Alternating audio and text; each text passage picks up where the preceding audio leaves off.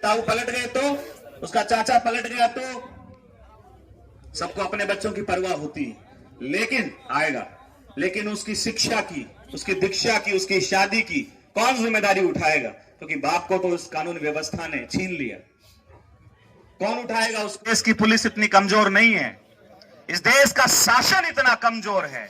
अगर पुलिस को free hand छोड़ा जाए और सत्ता का इन्वॉल्वमेंट नहीं हो, मैं कह रहा हूं 2 घंटे के अंदर आरोपी आप लोगों के बीच में होगा, नंगा करके उसको इस बालोतरा की सड़कों पे ये पुलिस घुमाए। लेकिन सरकार के दबाव में काम कर रही है आपकी पुलिस। मतलब इतना बड़ा कोई गिरोह नहीं होगा, और ये समाज और ये 36 कौम के लोग इतने कमजोर नहीं है। इस देश की सत्ता से और सरकार से मैं कहना चाहता हूं, हम लोग कोई आर्थिक पैकेज के लिए लड़ाई नहीं लड़ रहे हैं। अगर हम लोग 100 रुपए भी सब लोग इकट्ठा करके देंगे तो मुझे नहीं लगता उस परिवार को कोई कमी होगी, लेकिन ये हक है उस परिवार का जिसके साथ गुनाह हुआ है। सरकार को उसको मजबूती से, जो हमारी कमेटी ने जो मांग रखी है 50 लाख रुपए की, मैं तो कहूंगा इसमें एक मांग और जोड़ी जानी चाहिए।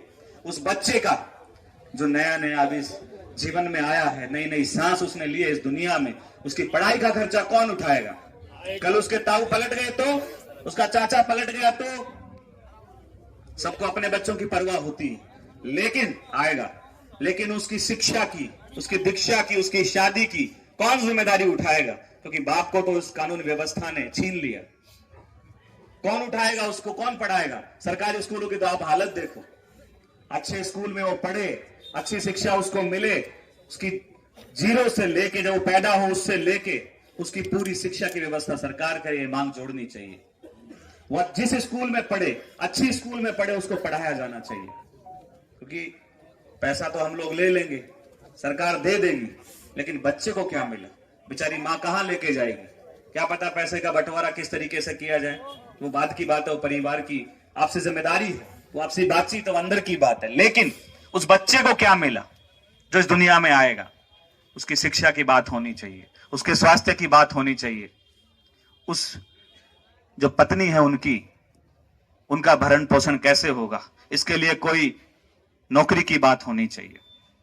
आपको ध्यान, अलवर के अंदर एक बहुत बड़ा मामला हुआ था। एक महिला अपने पति के साथ जा रही होती है और उसका एक वीडियो बना लिया जाता है। सब लोग हल्ला मचाते हैं जो आज नहीं मचा रहे हैं। राहुल गांधी अलवर आते हैं, उसको नौकरी देके जाते हैं। आदरणीय हेमाराम जी और हरीश जी बैठे हैं इनकी मौजूदगी में।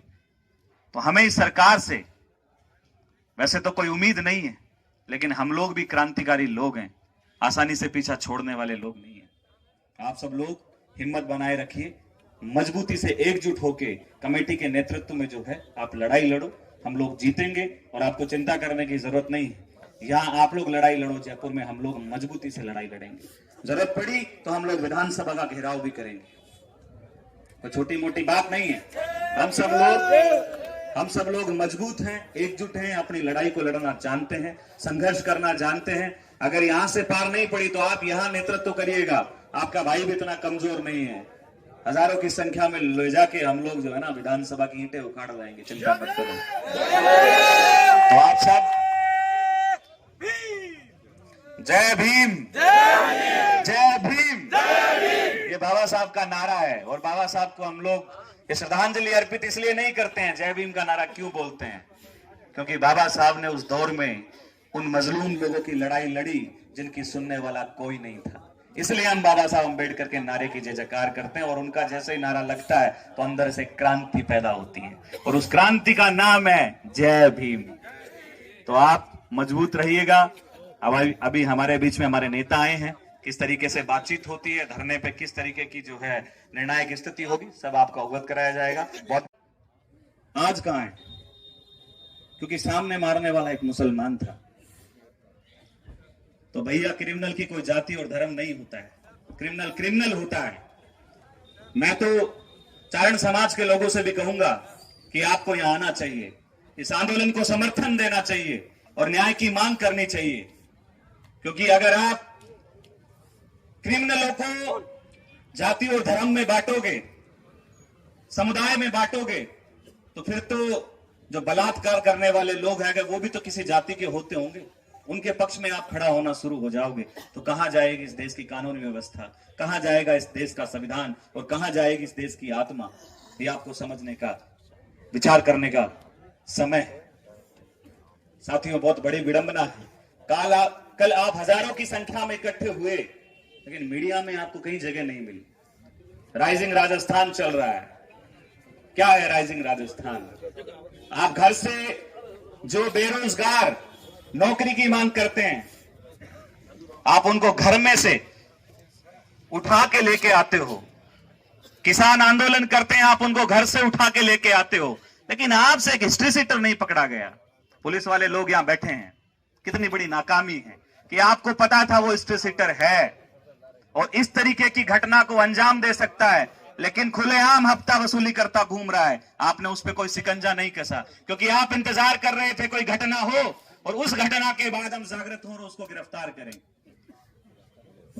मंत्री जी का कुत्ता आप ढूंढ लाते हो, आपसे क्रिमिनल नहीं पकड़ा गया।